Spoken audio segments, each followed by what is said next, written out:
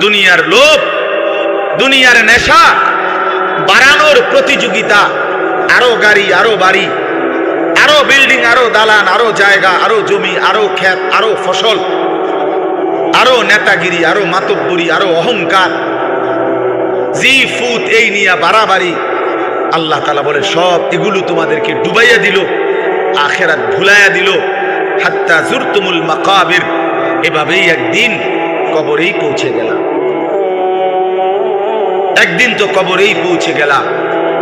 কাল্লা সাউফা তা'লামুন, আল্লাহ বলে সাবধান বান্দা, এই কবরে আসলেই তুমি জানতে পারবা তোমার নাফরমানির শাস্তি কি।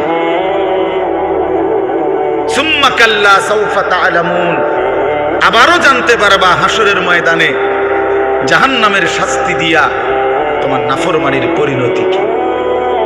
দুইবার বলছেন।